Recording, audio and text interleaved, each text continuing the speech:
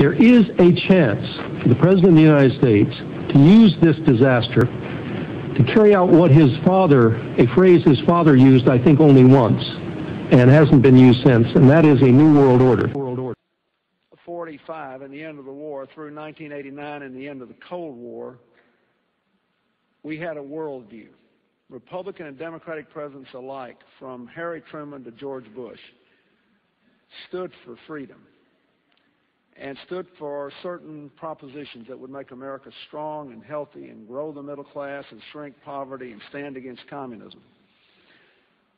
And after 1989, President Bush said, and it's a phrase that I often use myself, that we needed a new world order, and instead it looks like we got a lot of disorder. And we still, and after 9/11, we've been more sensitive to the disorder. All these new challenges are bringing together about the biggest restructuring we have ever seen, not just of the global economy, but of the global order as a whole. And 200 years ago, a famous British Foreign Secretary said that the new world had been called into existence to redress the balance of the old. In 1990, another old world ended, dominated by the Cold War, and people talked then, in 1990, of a new world order. What they actually meant then was a new political order, and what was not foreseen then, but is obvious now from everything that we see and do, what we experience in every day of our life, is the sheer scale and speed and scope of globalization. And it's only now that we can begin to understand that the world order that globalization brings and what it's going to look like, it's driven forward now not just by the balance of military strength, the Cold War times, or ordinary political power. It's being driven forward by a seismic shift in economic power that we see around us.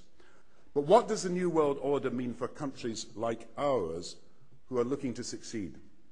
I suggest that the countries that are going to succeed are those that combine flexibility, free trade, open markets, with proper stewardship of the environment and investment in education, infrastructure and innovation. And the question for us is how we meet and master all these challenges to ensure that Britain enhances its competitiveness in the process and realizes what I believe is our destiny of success in this new world order. So, in conclusion, ladies and gentlemen, a new world is emerging. It is a new world order with significantly different and radically new challenges for the future.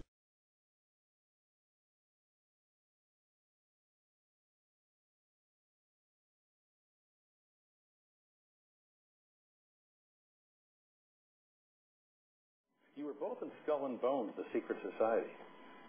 It's so secret we can't talk about it. What does that mean for America? The conspiracy theorists are going to go wild. I'm sure they are. I don't know. I haven't seen the website. Number 322. You going to lose? No, I'm not going to lose. If you did, what would you do? Well, I don't plan on losing. I've got a vision for what I want to do for the country. See, I know exactly where I want to Business lead. Today. You may not have heard of it, but some say Bilderberg is secretly trying to take over the world. We're trying to find out why some of the biggest names in business and politics are currently meeting very discreetly in Germany.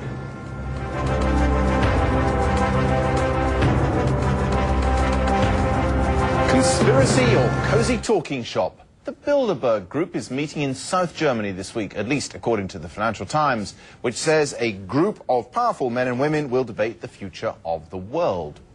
The paper says the steering committee of Bilderberg includes Deutsche Bank boss Josef Ackermann, Nokia CEO Jorma Ollila, Daimler Chrysler's Jürgen Schrempp, and outgoing World Bank President James Wolfensohn. I asked John Ronson, who has written about Bilderberg, what it really is. Bilderberg is a meeting of powerful centrist industrialists and politicians. They always meet in secret once a year in a five-star hotel with golfing facilities, and they've taken on the image for conspiracy theorists of the fabled shadowy cabal that secretly rules the world. Are they? Well, yes and no. I mean, they're a bunch of powerful people. They meet in secret. They say we meet in private, which isn't quite the same thing, is it? It's not quite the same thing. I do think that, by and large, many members of the Bilderberg Group actually see themselves in much the same way as the conspiracy theorists see them, as this shadowy cabal out to if not to rule the Well, world, okay, but to influence world events. What would they see as their purpose then? I mean, presumably it's a good get-together of powerful people. They don't often get a chance to meet away from the glare of the press. One could understand why they might want to have a private chat. Yeah, and that's certainly got something to do with it. They see themselves as wise, globalist centrists. They were set up post the Second World War by people like Dennis Healey, David Rockefeller and various others. And there's a degree of idealism there, isn't there? They didn't want to go to war again. I mean... Oh, absolutely. Is that a sinister conspiracy? Well, I mean, it depends what side of the political spectrum you sit on. And you know, many of the anti-Bilderberg conspiracists are right-wingers who see themselves as twigs in a tidal wave of globalisation. They see themselves as nationalists.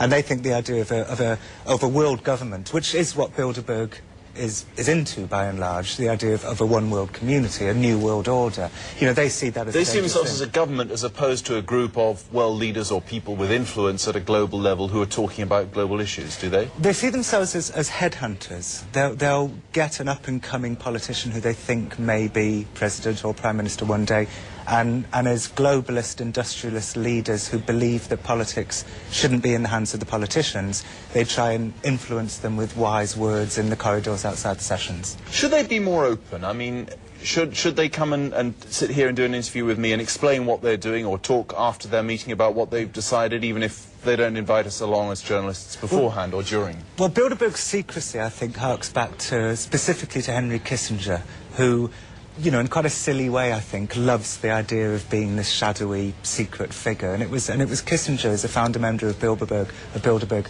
who had this idea to be this kind of secret organisation in quite a silly way, really. So, and I think some members, I mean, Lord Owen said to me at one point that, you know, he wishes... That's the former British Foreign Secretary and leader of the Social Democratic Party. Yeah, and he said he kind of wished Bilderberg, you know, didn't quite have this air of secrecy, because it gives rise to tremendous conspiracy theories. John Ronson there, who's written about Bilderberg in a book called Them, Adventures with Extremists. Wait, whoa.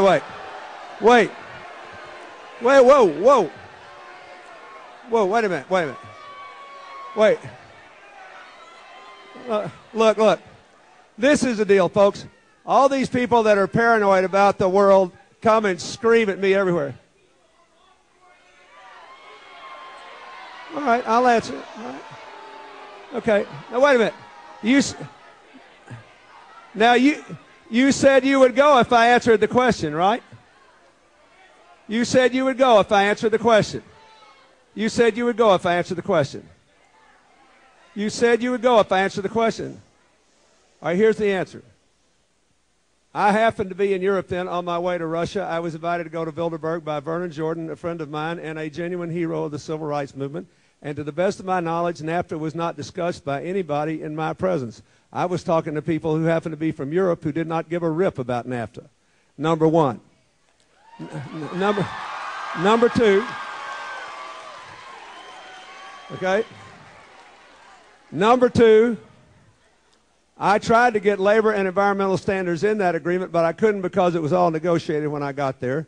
Number three, when I was president, we enforced our trade laws 5 times as much as the Bush administration did.